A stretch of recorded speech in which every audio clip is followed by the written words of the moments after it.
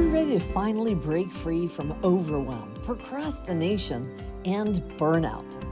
If you're ready to focus on what truly matters and create momentum to reach and exceed your goals in business and in life, then this podcast is for you. Welcome to the Efficiency Advantage, the podcast where clarity meets action and purpose that fuels your progress. So here's world-class productivity expert and your host, Coach Juli.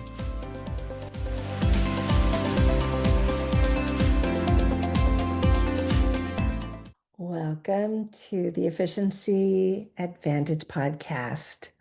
I'm Juli Shulem, and today's topic is something that we all struggle with: decision making. It's actually one of the dominant problems that my clients tend to face. So this is all for anyone who struggles with making decisions in a timely manner and being able to make that decision with confidence, because honestly, decision making plagues most of us. So decisions and the ability to make them play an important role with regard to our sense of independence. The very act of being able to make a decision confirms our ability to live independently. We are quite literally confronted with decision-making situations constantly. Think about it. What are we going to do for dinner? Where are we going to go? What are we going to do next? We're making decisions all the time, and we're confronted with all kinds of situations. But what happens if too many of the decisions we make on a regular basis don't come easily to us? When each choice is a struggle, when we're paralyzed with the simple act of making one decision, not to mention the multiple decisions we often are confronted with. So clients share that decision making, at least certain kinds of decisions, can become a tremendous burden. Some actually stifle our ability to be productive all the way from school age through later in life when in our career. And there are those decisions in everyday experiences. So, such as whether to spend money or not, whether to engage with someone or not in conversation, when to spend one's time at a given point, and even where to put something that you no longer use but want to hold on to. And how about what I said earlier? Just what are we going to make for dinner tonight? Everything we do ultimately requires some sort of decision. The problem of decision making has actually been scientifically shown to be a lack of activation of the hippocampus and anterior cingulate in the brain. The hippocampus is seen as important in functions associated with decision making, specifically encoding unfamiliar stimuli or situations, like, is this familiar or new? Processing spatial information, and being able to call up past experiences in order to influence the current decision at hand. Now, the anterior cingulate cortex assists with conflict monitoring, such as, which option is better. Also, error detection. Well, that didn't work before. Is this going to work next time? And determining if the effort is actually worth the time just making the decision, and is the end result going to be worth it? Now, people with ADHD often experience reduced or inconsistent activation of these areas. So that results in delayed engagement. So the brain isn't really kicking in as quickly as we'd like. And there might be a lower amount of dopamine available, which will affect motivation and being able to get this done. Practically, this looks like difficulty using past experience to guide current decisions, struggling more with novel or unstructured situations, something new, increasing decision paralysis or just avoiding it altogether, choosing immediate reward over long-term benefit, that impulsivity challenge.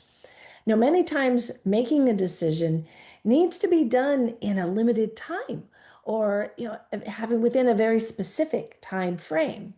Now, this might be difficult for someone with executive functioning skill issues, because being able to actually understand the options could stop one in their tracks right from the start, since working memory of those with ADHD is sometimes faulty, and the act of remembering all the subtleties and variables in each option may not be as doable for that person.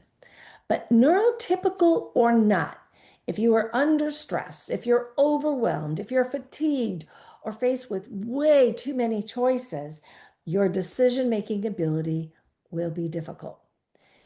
As human beings, we generally make many of our decisions by focusing on the various options, maybe one at a time, and then eliminate an option, one by one until a choice is narrowed down. Basically, we go with what's left after applying all the criteria to the options that we're deciding between.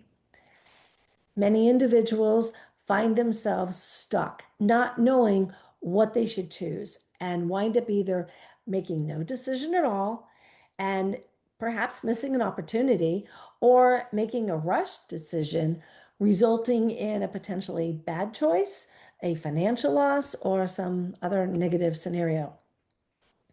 Now, impulsivity control can exacerbate the decision-making process because important decisions, some of those take time, something many people don't typically allow when confronted with a decision.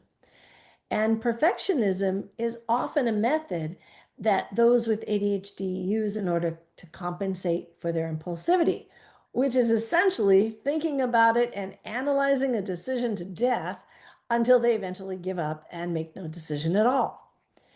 Dopamine and noradrenaline play a big part in decision making. This, of course, is important information as those neurotransmitters play a key role in the executive functioning skills of the prefrontal cortex. That's this part in front of your head, and are typically diminished in the ADHD brain. One way to support the need for immediate gratification and curtail the impulsivity challenge in the brain could be to build small rewards for benchmark steps in the decision-making process. That's one thought. Also, receiving milestone rewards that feeds the brain's desire for pleasure and immediate gratification at the same time. Meditation, another process, helps to give the brain, especially those with ADHD, a chance to kind of slow down, regain better focus, and create more mindfulness. That whole idea of sleeping on it many times helps us to come up with a decision with way less effort and doubt as well. So, not to make this all about the ADHD brain, but as I've noticed in my career of 24 years coaching those with ADHD, decision making is hands down one of the biggest challenges my clients come to me with. So, in light of that, and to help anyone with decision making, I'm going to give you some ideas and some solutions to actually work with this. So, in order to accomplish I'll get this out right. In order to accomplish the decision making task, it's important that there be fewer pieces of information with which to consider. Unfortunately, this is precisely the difficulty that those with decision challenges struggle with, filtering out data. Many people have difficulty determining what information is crucial to the decision, and many times feel compelled to look at every single option, while there are many in reality, too many in reality, actually. So a person may spend way too much time, hours and hours, just trying to decide and reviewing all the details and the myriad options of every single possibility, which is simply not warranted for most decisions. This process and the stress associated with it, that can result in procrastination and just not making the decision at all. It just becomes overwhelming. So conversely, the person may wind up making an impulsive decision simply in order to avoid the drudgery and overwhelm of the process. Basically, just getting it over with. Decision-making challenges can really leave people stuck. And if you're one of those people, I get it. It's something that we all face. I'm going to give you 5 easy tools, 5 tools that you can use immediately when faced with a decision. All right, here's the first one. Set boundaries. You can set a boundary such as a time limit. Create a deadline. The first rule of decision making I'm going to share with you is more time does not create better decisions. In fact, it can decrease the quality of your decision. You can quite literally take forever to decide on something only to have an opportunity disappear or get so overwhelmed you just don't commit at all. Circumvent this by giving yourself a deadline to make the decision by. While taking more time to gather information may help, if you keep dragging out the process without a deadline, you're just going to create more anxiety and not necessarily any real results. Put this deadline in your calendar and plan out whatever steps you may need to take in order to come to some conclusion. And keep in mind, deciding sooner versus later frees up your most valuable asset, time. A second boundary may be a budget limit. That can be exemplified by determining the top amount of money that you will spend on an item being considered, and then removing all those that exceed the budget from the choices. That's a really great boundary to utilize. It'll keep you from overspending. A third one could be a physical boundary. For example, if someone is trying to decide which items to keep in their closet or drawers versus what to discard, this is a big issue. Making those decisions can be really challenging. They may determine that only the items which fit in the drawer can be kept. End of decision. Personally, this is the one I use. So I have a limit. If it doesn't fit in the area that I've got, well, then something has to give and go. And that's how I make a decision. What's going to fit? So when the closet or the drawer, whatever, it's full, then everything else has to go. But then, of course, you need to decide which of the items need to go. And that's another discussion, and I cover a lot of that in the organizing podcast earlier. Another boundary could be a number limit. For example, say a person is getting bids on a home improvement project. This can go on forever without some limitations in place. So maybe you limit the number of bids to 3 and then decide between those. You can end up getting more and more if you really end up continuing the process. Next, create a pros and cons list. That's always another option. Writing down a list of the benefits as well as consequences of a decision can often point us in the direction to head when it's a close call. Considering listing what the outcome of each decision would be to help choose the best scenario for your situation. Next, make a mind map. Those allow you to put all the aspects about the decision in a visual image so your mind stops going around in circles and ruminating on everything. Often the decision will almost make itself once it's out of your head. If you don't know what a mind map is, I'm going to let you figure that out because you'll probably figure it out very quickly, and you've probably seen them and just didn't know what it's called. Next, identify the most important criteria. Whether that be the lowest cost, the higher safety rating, the aesthetic, whatever, and base the decision on that main criteria. Often this can help make the decision. So essentially, reduce the criteria to one component, the one that you deem as the most important component, and go from there. And lastly, don't discount going with your gut. Research shows that going with your gut can be just as successful as weighing all the factors, and going with your gut takes far less time usually as well. The inability to make conclusive and timely decisions can negatively impact our lives. This would logically impact home life, work life, relationships, overall success and joy. The key component seems to be when it comes to making decisions, have some rules or direction around it. And this applies to everyone.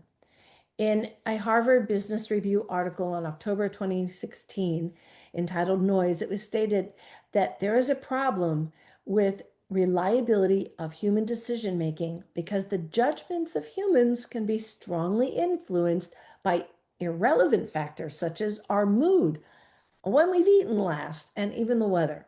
So there is not going to be necessarily a perfect solution, at least not every time. So I challenge you, starting today, attempt to make every decision as soon as you have a reasonable amount of information. Decision making is a skill that with practice becomes easier over time. Consider how important the decision is and how much attention it really deserves. If you spend all your time worrying about a decision, you may miss the opportunity that it offers altogether. And after all is said and done, making a decision should leave you feeling complete and satisfied and able to move forward to the next task at hand and be able to tackle yet again another decision. So if you or someone you know struggles with any of these issues mentioned in this podcast, please feel free to reach out to me. Subscribe to my blog on my website. I have well over 200 articles on all things productivity related. And don't forget to subscribe to this podcast so you are the first to know when an episode becomes live. And if you have a question or idea of a topic you would like to hear me talk about, please email me. You can email me directly at balance@coachjulie.com. And Julie is spelled Juli. There is no E. I look forward to sharing more on the Efficiency Advantage podcast. And thank you so much for listening. So that's it for today's episode of the Efficiency Advantage. Head on over to Apple Podcasts, iTunes, or wherever you listen and subscribe to the show. One lucky listener every single week that posts a review on Apple Podcasts or iTunes will win a chance in the grand prize drawing to win a private VIP day with Coach Julie herself. Be sure to head on over to theefficiencyadvantage.com and pick up a free copy of Coach Julie's gift and join us on the next episode.